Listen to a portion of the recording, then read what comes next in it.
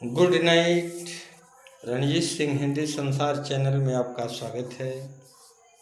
कामायनी महाकाव्य के ईर्ष्या सर्ग का एक छोटा प्रसंग है। जब तक कामायनी और मनु के बीच में कोई संतान नहीं थी, तब तक पति पत्नी की प्रेम का जो संयोग था बड़ा सही से व्यतीत होने लगा।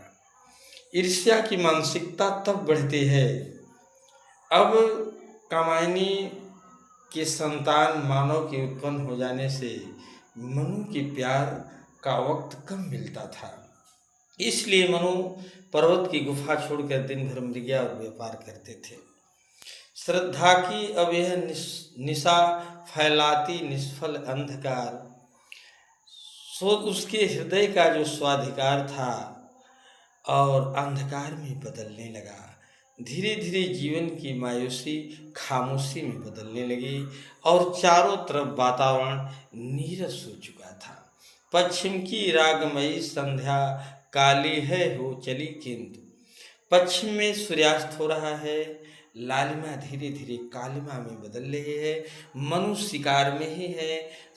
कामायनी के पास गुफा में कम आना पसंद कर दिए थे, इसलिए वे दूर ही बैठ गए थे। इधर कामायनी अपनी गुफा में इंतजार कर रही है। हर चिड़िया गुफा में आ जाती है अपने बच्चों के पास, लेकिन मनु आए नहीं थे। अब तक आए न हेरी है, क्या चपल जंतु ले गया दूर, क्या उनको कोई चंचल शिकारी जंतु बड़ी दूर ले गया है। कामायनी सोच रही है और उसके हाथों में एक तकली है। उसे समय काट काट करके, सूत काट करके वो अपना समय व्यतीत कर रहे हैं। श्रद्धा कुछ कुछ अनमनी चली, अलके लेती थी गुल्फ चूम। श्रद्धा की जो अलके थीं वो गुल्फों को चूम लेती थी, क्योंकि वो कभी कभी गुफा के द्वार से मनु की तरफ देखती थी। श्रद्धा कुछ अनमनी चली, अलके लेती थी गुल्फ चूम। ये सोच रही मन में, अपने हाथों में तकली रही हो। वो तकली जिसे सूत काटती थी, समय व्यतीत करती थी।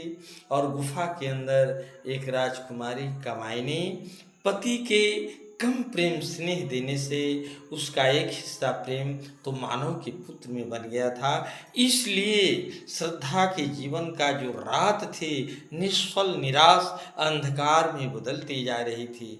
यही कारण है कि पति पत्नी मनु और श्रद्धा के बीच ईर्ष्या का धीरे धीरे वातावरण परिध के रूप में घिरता जा रहा है। और एक दिन मनु इस गुफा में कामायनी को छोड़ करके सारस्वत प्रदेश चले जाते हैं।